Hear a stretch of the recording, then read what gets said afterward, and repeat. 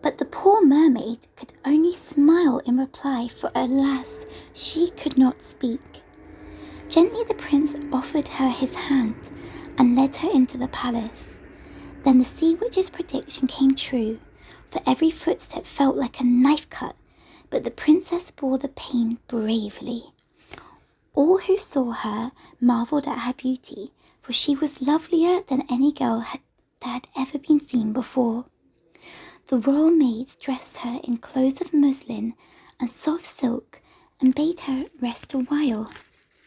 Sweet music drifted into the room, and the little princess arose. Down the stairs she went, and stretching out her delicate white arms, she danced lightly about the room until all were captivated by her grace. The young prince was enchanted, so she danced for him again, even though every step was agony. From that day on, she spent all her time in the prince's company. They rode on horseback through the green woods and climbed steep mountains until her poor feet bled. But still she smiled, and her good sweet nature charmed all who met her.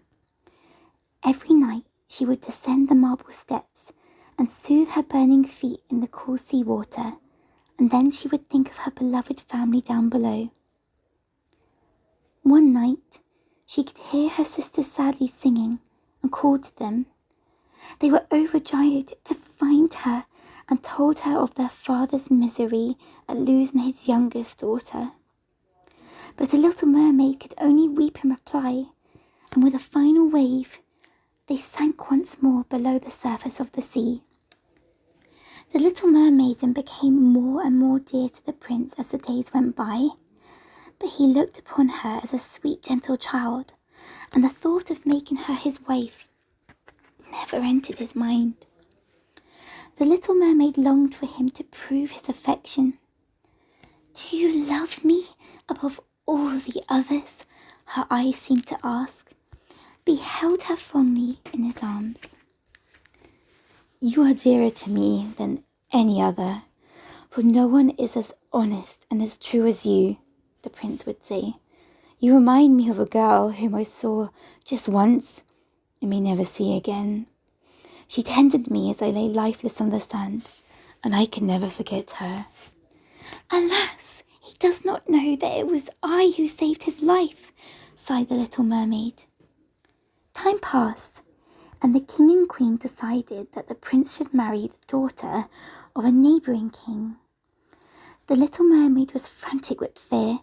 "Now my prince will never marry me, and I will never win my soul," she thought. But the prince was not happy with the plan either.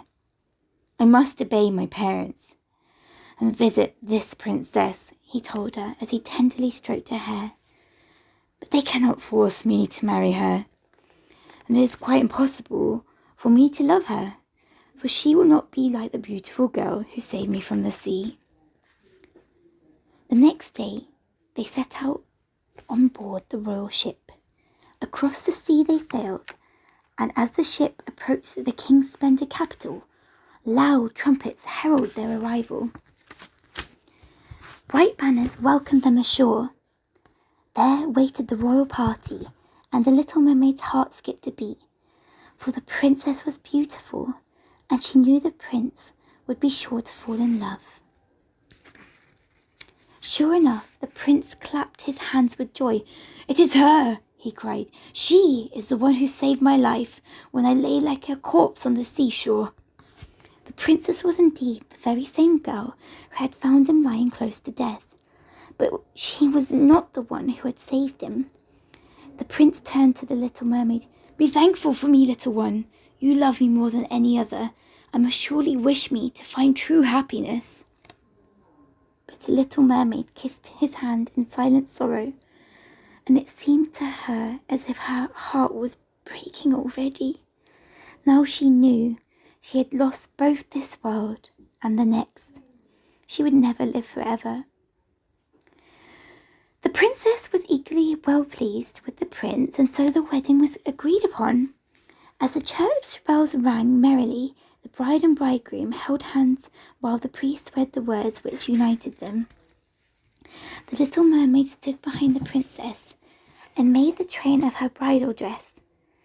But she heard not the stirring music, nor saw the solemn majesty of the holy ceremony. That evening, as soon as it was dark, coloured lamps were hung out on the royal ship, and the celebrations began. The little mermaid was reminded of the sight that had met her eyes the first time she rose to the surface of the sea, and her heart trembled within her. The music began, and for the last time she danced for her prince. Never had she moved with more enchanting grace, and never had she appeared more beautiful. Her little feet suffered greatly, but she no longer felt the pain. She had forsaken her home and family. She had given away her beautiful voice. She had exchanged her silver tail for agonizing footsteps, all for her prince, and all without his knowing that she was the one who had saved him from the storm.